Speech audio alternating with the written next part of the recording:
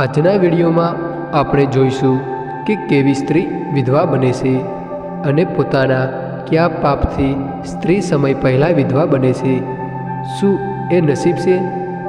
શું એ કુદરતનો નિર્ણય છે કોઈ, કે પછી એ પણ કોઈ પાપ કર્મનું પરિણામ છે? તો દોસ્તો, આજનો વિડીયો એ દરેક વિવાહિત મહિલા અને પુરુષ માટે ખૂબ જ જ્ઞાનવર્ધક થવાનો છે। તો પ્રાચીન શાસ્ત્રોમાં કહેવામાં આવ્યું છે કે મનુષ્યનું જીવન માત્ર તેની આ જન્મની કથા નથી। આપણા નિર્ણયો, આપણા સંસ્કાર અને આપણા કર્મો, આ બધું મળીને કોઈ અજાણી રેખા લખે છે, જેમાંથી કોઈ પણ બચવાનું નથી। અને મિત્રો, આ જ રહસ્યને ઉઘાડતી એક અદ્ભુત ઘટનામય કથા આજે આપણે સાંભળવા જઈ રહ્યા છીએ। તો આ કથામાં આપણે જોઈશું કે કેવી રીતે એક સ્ત્રીનું જીવન ભગવાન વિષ્ણુ અને માતા લક્ષ્મીના દિવ્ય સંવાદ સાથે જોડાઈ જાય છે। કેવી રીતે કર્મોના સૂક્ષ્મ દોરામાંથી માનવ જીવન ઘડાતું રહે છે, અને કેવી રીતે કેટલીક વાર એક સ્ત્રીના ભાગ્યમાં આવી લખાતી ઘટના માત્ર દુઃખ નહીં પણ કોઈ મહાન ઉદ્દેશનો સંકેત પણ બની જાય છે। તો ચાલો દોસ્તો, તમામ વિચારોને થોડા સમય માટે બાજુએ મૂકી દો અને તમારા મનને શાંત કરો, અને સાચા અર્થમાં આ અદ્ભુત યાત્રામાં ચાલો મારી સાથે, જ્યાં પ્રકાશ છે, અંધકાર છે અને છે જીવનના અદૃશ્ય સત્યોની ઝાંખી। તો આજની કથા તમને માત્ર ચકિત નહીં કરે, પણ જીવનને એક નવી સારી દ્રષ્ટિ આપશે। તો ચાલો તમારા બધાનો કિંમતી સમય બગાડ્યા વગર વિડીયોની શરૂઆત કરીએ। એક દિવસ માતા લક્ષ્મી ક્ષીરસાગરના શ્વેત સિંહાસનમાં ભગવાન વિષ્ણુના સમીપ બેસેલા હતા। તરંગો પર નાચતા ચાંદની કિરણોમાં લક્ષ્મીજીના મનમાં એક પ્રશ્ન ઉઠ્યો। માતા ધીમે સ્મિત કરી કહે, હે પ્રભુ, કઈ એવી ભૂલ અથવા પાપ છે જેનાથી એક સ્ત્રીને સમય પહેલાં વિધવાપણું ભોગવવું પડે? શું તેના શરીરે કોઈ સંકેત પહેલેથી જણાય છે? વિષ્ણુ ભગવાન લક્ષ્મીજી તરફ પ્રેમથી જોયું અને કહ્યું, હે પ્રિય, તારો પ્રશ્ન ન્યાયસભર છે, પરંતુ આ રહસ્ય સમજવા માટે હું તને એક દીર્ઘ અને ગૂઢ કથા સંભળાવીશ। આ વાર્તા સાંભળવાથી મનુષ્યને કર્મનું મહત્ત્વ અવશ્ય સમજાવશે। અને ત્યારે શ્રી હરિએ શરૂ કરી એક દિવ્ય ગાથા, જેમાં શુભા, ધ્રુવા અને યશોદાની વાર્તા। મધ્ય ભારતના વતન વેદપ્રભામાં રાજગુરુ સુમિત રહેતા હતા। તેમની પુત્રી હતી શુભા, જે સૌંદર્યમાં અદ્વિતીય, ધર્મમાં શ્રેષ્ઠ, પરંતુ મનથી થોડી ગર્વવાળી। બાળપણથી શુભાની દરેક ઈચ્છા પૂરી થતી, પરંતુ જ્યાં વધારે લાડ પ્રેમ ત્યાં થોડી અહમ પણ જન્મે છે। શુભા તેના સૌંદર્ય પર ગર્વ કરતી, અને એ જ ગર્વ તેની ભાગ્યરેખાઓમાં નાની નાની છાયાઓ છોડી રહ્યું હતું, પણ ઘરમાં કોઈએ ધ્યાન ન આપ્યું। જ્યારે તે યુવા થઈ ત્યારે અનેક મહાન, શિક્ષિત, તેજસ્વી યુવાનો તેને પરણવા આવ્યા, પરંતુ શુભાએ દરેક લોકોનું અપમાન કરી દીધું। એકને કહે, આવો નકામો મુખ, હું તો રાજા જેવા પુરુષને જ યોગ્ય છું, અને બીજાને હસીને કહે, તમારી ઊંચાઈ મારી સાથે મેળ ખાતી નથી, હું તમારી બાજુમાં ઊભી રહી શકું નહીં। નાના અપમાન મોટા ઘા બની જતા। એક દિવસ વેદપ્રભાના દ્વારે એક સાધુ જેવા પુરુષ ભિક્ષા માંગવા માટે આવ્યા, પરંતુ તેમની આંખોમાં એક અદ્ભુત તેજ હતું। તેમનું નામ હતું ધ્રુવા।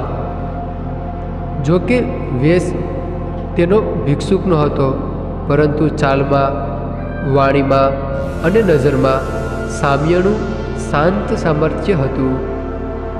સુભાએ તેને પ્રથમ નજરમાં જ તેને પસંદ કરી લીધા. તે પિતાને કહે, હું આ જ પુરુષને પતિરૂપે સ્વીકારીશ. સુમિત રાજગુરુએ પણ માન્ય આપીને સુભાનું લગ્નવિધિ ધ્રુવાથી કરી. લગ્નના પ્રથમ દિવસોથી સુભા ધર્મ પ્રેમથી ધ્રુવાની સેવા કરતી હતી, પરંતુ થોડા જ દિવસો પછી તેનો જૂનો સ્વભાવ બહાર આવવા લાગ્યો. ધ્રુવા જો રાત્રે થાકીને પાછા આવે તો તેને સુભા કહે, તું પહેલાં મારા પગ દબાવી દે, પછી ખાવા પીવાનું મળશે. ક્યારેક તો તે સીધા નામથી જ બોલાવતી, ક્યારેક પતિથી પહેલાં જ ભોજન લે, અને તો ક્યારેક ધ્રુવાના સમાજમાં સન્માનને હળવું કરે. ધ્રુવાને દુઃખ થતું, પરંતુ તે ધીરજ રાખતું.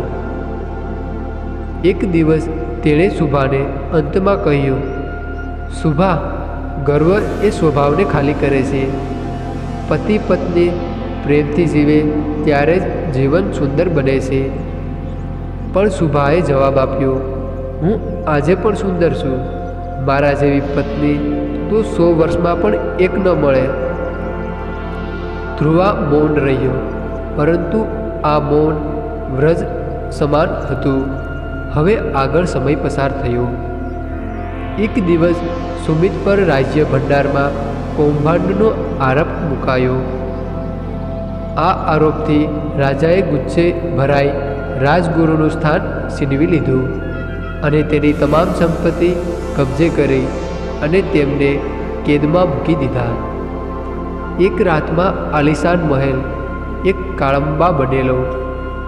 સુભાને જીવનની પરિસ્થિતિઓ પ્રથમવાર સંભળાઈ. તે પોતાની માતા સાથે બીજા ઘરોમાં કામ કરવા માટે જતી. ધ્રુવા ધીમે ધીમે આ ઘર છોડીને વનમાં સાધના કરવા ચાલ્યો ગયો. સુભાએ ઘણું શોધ્યું, પરંતુ ધ્રુવા ક્યાંય મળ્યો નહીં. એક દિવસ સુભા જંગલમાં એકલી બેઠી હતી, મન ભારે, આંખો ભીંજાયેલ.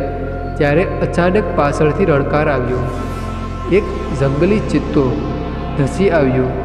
સુભા ભાગી, શીશ પાડી, પરંતુ ભાગ્યે તેણે લખેલો અંત પહોંચી ગયો.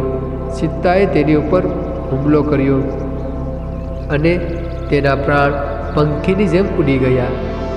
યમદૂતોએ સુભાને ખેંચીને યમલોકમાં પહોંચાડી. યમરાજે તીક્ષ્ણ નજરે જોયું. હે સુભા, તું પતિનું અપમાન કરતી, અહંકાર કરતી અને ગર્વે અંધ બની આવા કર્મોનું પરિણામ તારે ભોગવવું જ પડશે. સુભા રડી પડી, પ્રભુ, મને માફ કરો. યમરાજ કહે, કર્મને કોઈ માફ નહીં કરે, પરંતુ પ્રાયશ્ચિત મળવા માટે તને ફરી માનવ જન્મ મળશે. જે ગર્ભમાં જન્મ લેશે ત્યાં તારા શરીરના કેટલાક ચિહ્નો પૂર્વજન્મના કાર્યનું પ્રતિબિંબ બતાવશે, અને આ રીતે સુભાનો આત્મા નવા જન્મ સાથે મોકલાઈ ગયો. નવા જન્મમાં તેનું નામ પડ્યું યશોદા. બાળપણથી જ તેના પગના આકારમાં અમુક સંકેતો દેખાતા. પગના અંગૂઠા પર ઊંડી નસો, પગની મધ્યમાં બીજા કરતાં લાંબી, નખ થોડા વાંક્યા, ચાલવામાં ધબકાર. આ બધું પૂર્વજન્મના કર્મોની લીલાના અંશ હતા. પરિણામે યશોદાના પતિનું આયુષ્ય ટૂંકું રહ્યું અને યશોદા વિધવા બની. પરંતુ આ જન્મમાં તેણે વિશાળ સંયમ, સેવા અને ધર્મ માર્ગ અપનાવ્યો. તે ગર્વ છોડીને નમ્રતા તરફ વળી ગઈ. તેના હૃદયની કલુષતા ઉગળી ગઈ અને ભગવાને તેને અંતે મુક્તિના માર્ગે મૂકી. હવે ભગવાન વિષ્ણુ કહે, હે પ્રિયે, સ્ત્રીનું ભાગ્ય તેના સૌંદર્યથી નહીં, પરંતુ વર્તન અને પતિ પ્રત્યેની ભાવના પરથી ફળે છે. કોઈપણ સ્ત્રી તેના પતિનું અપમાન કરે, ગર્વ રાખે અથવા તેને આદર ન આપે તો તેના કર્મો પોતાના પરિણામ આપશે. જે સ્ત્રી પ્રેમ, નમ્રતા, સત્ય અને સેવાથી જીવે તેને કોઈ દુઃખ અડતું નથી.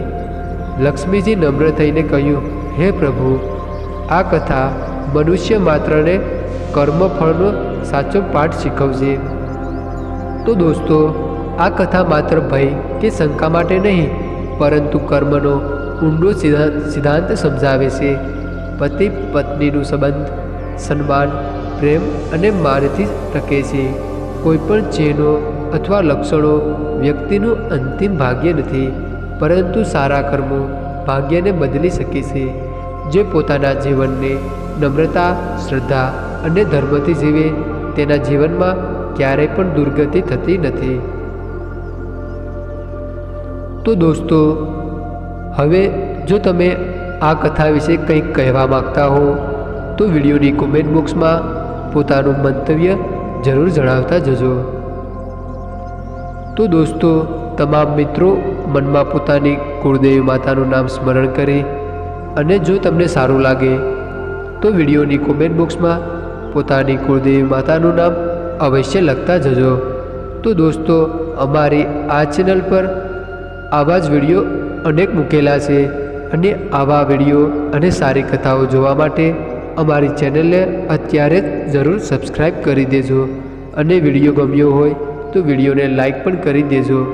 તો હવે આવા જ સારી કથાઓ સાથે અને સારી વાતો સાથે પાછા મળશું. તો તમામ મિત્રોને જય શ્રી કૃષ્ણ. હર હર મહાદેવ.